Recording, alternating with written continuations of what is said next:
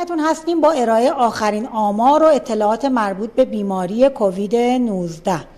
1,319,920 تست با تلاش همکاران آزمایشگاهی تاکنون انجام شده و تعداد بیماران شناسایی شده طی 24 ساعت گذشته بر اساس معیارهای قطعی تشخیصی 2612 نفر می باشد که از این تعداد 1071 نفر در مراکز درمانی طی 24 ساعت گذشته بستری شدند.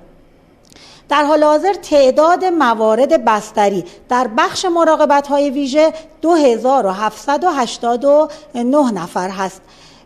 امروز طی 24 ساعت گذشته ضمن ابراز همدردی با خانواده‌های داغدار و طلب آمرزش برای روح این عزیزان 120 نفر از هموطنان عزیز رو از دست دادیم.